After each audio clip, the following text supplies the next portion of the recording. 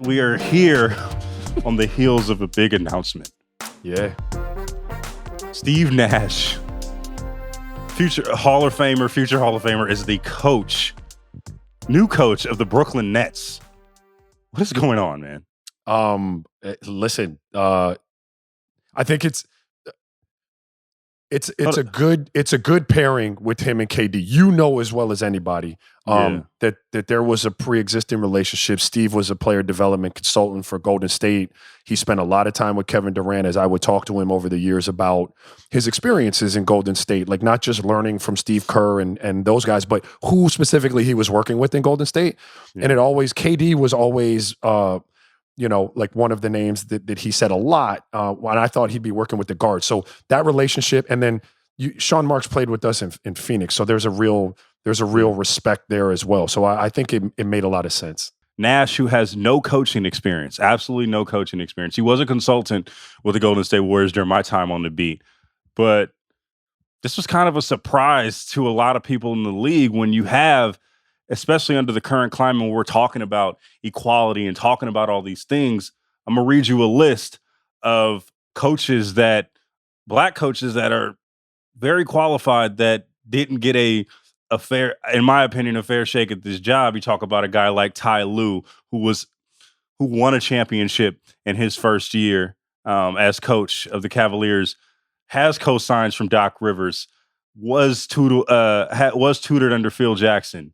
You got Ime Udoka, who has the Pop cosign. You have Jack Vaughn, who coached really well in the bubble and had those Brooklyn Nets playing really hard down the stretch. Also a disciple of Pop. David Vanterpool, one of my good friends and CBA teammates out there in Minnesota. Yeah, I hear you. Nate McMillan coached his ass off in Indiana. Alvin Gentry. You have all these coaches who, as you know, it's very hard for a black coach to get and keep a job. And during this climate, and I know Nash has been, for all intents and purposes, been an ally to black causes and things like that. But it's not a great visual when you're for a league that's speaking on Black Lives Matter, and we're going to have equality within the coaching ranks. And then this is one of the first big time hires that happens. I think you have to vet a lot more. This is not 2014 when you can get a guy just off and no one's really going to bat an eye like that. I think that there should have been more vetting, and I think that Jack Vaughn should have gotten more than just saying, "Oh, good job. You can be the lead assistant right now." And I don't know if Nash is going to do a good job. I don't know what he's going to do, but I think Jack Vaughn deserved a lot more than just being like, "Okay, good job. Now go be the lead assistant." I think that's fair. I mean, there are a lot of qualified black candidates and white candidates, for that matter, grinding in the NBA, trying to hopefully one day become a NBA head coach. So, I can't argue with what you said there. What I do know is that the relationships that pre-existed, the ones that I just talked about, they had to factor into that. And for sure, Steve, although, and you touched on it, like clearly not black, like Steve is as down as for sure any ally you're going to find. Like that's, and not just because he's my man, but because he puts like words to action. Like you could go see what he does. Like he walks it and he talks it too. He is just a really, really smart basketball mind and a smart dude. So, when you put those two things together for me, and then you add real relationships that make sense, like I trust that Steve's going to do a really good job with that. I can't argue. I don't have a defense for the other side. Like I'm not the one sitting behind the doors in Brooklyn, and I want to validate those feelings, dog, because they're real. Like I think it's a real thing. I'm sure Steve would even feel that way too. You know what I'm saying? You know what I mean? Like if we had this conversation, he'd probably be like, "You're right." You know what I mean? Yeah. But he is the type of guy, like I spent a lot of time with Steve. His interests are like broad. Like he's into like very eclectic dude, but very into what he's doing and very bright. So whatever he's doing really well. And he was just a savant on the basketball court anyway. So I do think that his time in Golden State is going to be very, very valuable. He'll be able to lean on those experiences, being around the Steve Kerrs of the world and his coaching staff. I know Steve was soaking that up, so that's all going Yeah. to help him, in the endeavor. How was it? I was around Steve a little bit in Golden State. He would come up as a consultant and particularly work out with Kevin Durant, which I think is um, was honestly didn't hurt him for getting this job. Sure. Him and Steve were very close working out together at UCLA, and a lot of the drills that Kevin does for balance. And that has a lot to do with Steve Nash and Bruce Fraser.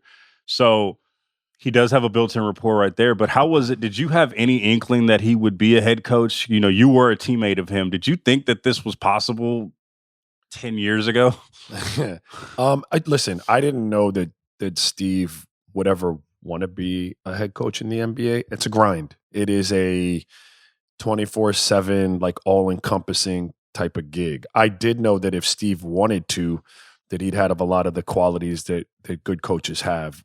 Number one, like he sees the game in a way that not everybody can see the game. And a lot of great ones see it like that, but a lot of them can't communicate to you, someone who doesn't see it that way, how they see it. And Steve was always able to do that. Like if we'd be, in practice the day after a game and, situations had occurred in the game that we went over in film, I always felt like I could go to Steve and be like, hey man, like, what did you see there? Like, talk to me about like when you're going through that, what are you looking for? And how did you know that was, and most good players can see those plays. They can't articulate them to you in a way that you then see them, right? And so his ability to communicate and again the IQ, I always thought he'd be good at it if he wanted to do it. But I'm like I didn't know that he would want to post career sign up for the grind of an NBA season. Now, I had heard recent rumblings that he may be interested in coming back to the NBA in some capacity. I mean, what are you gonna do? Like everybody, look. I think you opened up a can of worms here, Roger. Just kidding. Hey, listen, there's a window, right? Like you're getting older. Like there are things that you want to accomplish in your life that if they've always been on the back burner, maybe like sometimes you have to honor them and say, hey, I'm going to do it now before, it's too late in the game. And so I don't know. So you're telling me you heard rumblings of this, Raja? I'm telling you, I heard that Steve was interested in being in the NBA in some capacity, brother. Okay. Well, yeah. I mean, that kind of showed. Yeah. Huh? That's what I'm telling you. Go ahead, bro. Okay. All right. Hey, let me. What was your impression of Steve? As like a not the teacher that I was talking about or that you were talking about with KD, but personality wise, like coaches have to have a certain type of personality. Like, did you get any experience with him in terms of personality type and how you think that'll translate into coaching at the NBA level? Everybody at the Golden State Warriors loved Steve Nash. Like loved him. Even last year when, you talk about the Jordan Pools and you talk about some of the, I don't want to disrespect NBA players, but guys that you might not know, right? Like sure. We just saw the Golden State Warriors last year. Even that he gave them, grace and was a helpful, eye for them. And but I think though, like Steve was only there for a little bit. He only came, every few months and stuff to kind of consult and things like that. Yeah, the perfect gig. The perfect gig. We'll get that in a second. Perfect gig, especially for a guy like Nash. One of the things that I'm kind of grappling with is the precedent for superstar players going into head coaching roles.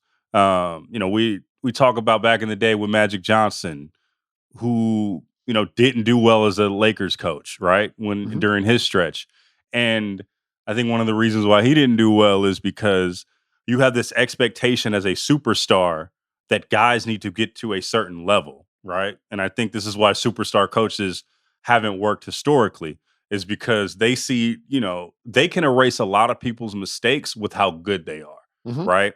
And they don't see a lot of the stuff that role players have to go through, right? And I think that that's why Steve Kerr does really what did really well, because he has compassion for everyone, right? He has compassion for all these guys, particularly the role players.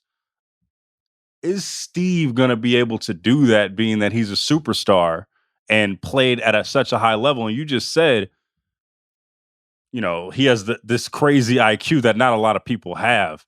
Can he be humble enough and gracious enough to bring these other guys along with him? It's great. It's a great question. I think that he can. Number one, Steve was cut more from the cloth of Steve Kerr than he was from LeBron, Michael Jordan, and Magic.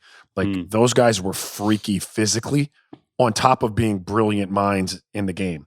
Like Steve didn't have the physical gifts necessarily that they had. So I think he can relate to coming into the league, struggling early, having to kind of reinvent himself and his body, and really working until he got to the point of being the Steve Nash that we remember, being a multiple time MVP. So that grind and ascension as a player, I think he can relate to a guy starting off and maybe not meeting expectations and having to work his way to getting there, because that was his journey. Steve knows, I talked to Steve knows that he is a first-time head coach. Like Steve knows that he's got a lot to learn, and that he'll need to lean on the people around him that have the experience for help in certain instances. He also knows that he has a lot to lend to winning basketball games and helping teams win basketball games. And so I think if you go into it with that mindset where you're like, look, I don't know everything. Yeah. I'm here kind of hat in hand telling you I don't know everything, but telling you I have a lot to give to the process, and collectively we can get it done. I think you have an opportunity to get it done. And I think that's the way he's approaching it. So you talked to Steve. What is his overall reaction about this gig?